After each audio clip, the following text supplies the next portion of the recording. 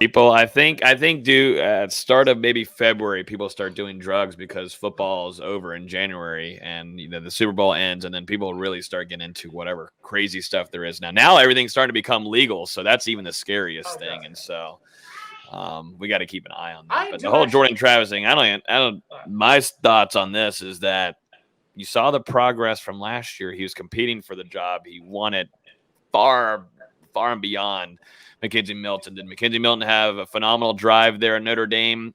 The Notre Dame game? Yeah, awesome.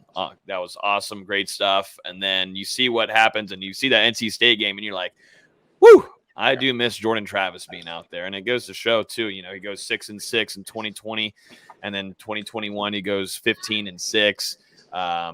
Absolutely just excelling as becoming a passer, percentage of 62.9 compared to 55 last year. Threw for 1,500 yards last year, and everybody called him just a running back. What do you want the guy to do? And he also ran a $500,000 last year. So what else? What else do you want him doing? This is his true first year being a starter going into spring camp like this too. So if you're going to bring in a transfer, it's going to be a backup. And I think too, we got to admit, and I think every FSU fan in here that is doing all the Rodemaker, the Duffy thing that's going crazy and whatnot. I think everybody's a little spoiled off of what happened when Jameis and Coker came in, and Jimbo didn't even start Jameis. People need to realize this. Jimbo did not even put Jameis in there in 2012. Obviously, you had studs there with Manuel, but that's just not. A lot of fans going back to 2013, man, and that's always going to stay in everybody's brain. That's understandable, but this isn't.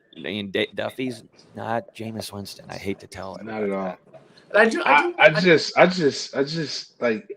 just want to know, what are y'all like? What have y'all seen from Tate Rodemaker, to make you I'll never. Man, this may be me. I'm willing to admit this. I'm really willing to admit this.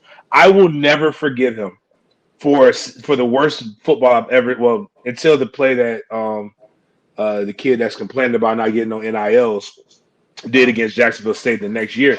I've never seen anything like Tate Rodemaker playing Jacksonville State. It looked like this kid had never played football before. It's just you saw that as a fan in a real football game, and you want to fix your lips on Al Gore's internet to say that you believe he's going to be the guy. And you guys, I know they're not listening to this because a lot of are arrogant, but man, if you're listening to somebody that reports from FSU and they're telling you that Tate is playing to a starter level, they're lying to you, man. They're lying, or they're drunk, or they're watching some practice that nobody else is getting to. Maybe they're breaking the 20-hour rule, but from where I stood, he's better. But he's just not there, and it's okay. It's not there. Some people are made to coach. Mm-hmm. Not everybody was designed to be a quarterback at this level and play. I think he'll be a great coach one day. I want to end our 150th show with a question that I've wanted to ask James for 150 of these shows. As we end here, this is an important question because he brought it up here, and I want to start some trouble with some fan bases today. James, you said your first game was that you played substantial time was against 2002 against Miami. Mm-hmm. Was that the best team you played against in your 4 years in Florida State? Because we played at Notre Dame during your time. We played a couple good Florida teams.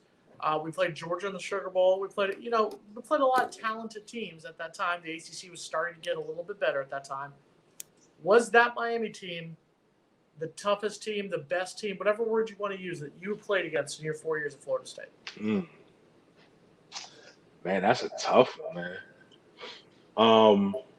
That's why I bring the questions. That's what. Don't think Noel Game Day is the only one that asks the tough questions. No, I'm gonna say this so that not just to piss. Don't. And this is with all due respect. Do it.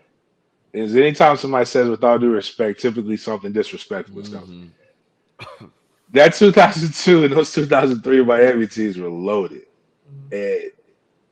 and I know that people aren't gonna like this, but that 2003 North Carolina State team, man, was really good. Just for perspective, 4 first-round draft picks on D-line, I think a second-round draft pick at linebacker, 2 corners got drafted.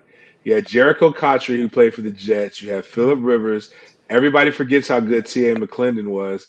I Mhm. believe two of their offensive linemen got drafted as well. And I'm just looking at it, and we went to I think we went to double overtime with them That was in '03, and it was. I mean, again, now Miami across the board from all 4 years, best team I've ever built, most talent.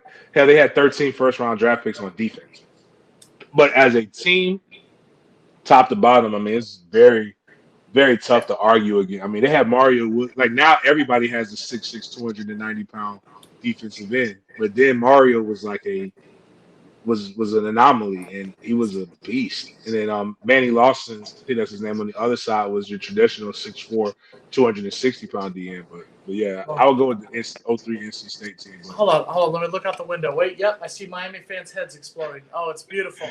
you know, I think Miami Beautiful. still thinks that a team with one loss is the greatest No, national champion of all no, time. But you know, the parade route is already set up for this year's championship parade down here because they've already won it. Mario Cristobal is the reason they're in the Sweet 16. If you listen to Miami fans down here, trust me, they're acting really dumb. They're like George from the Gator Nation.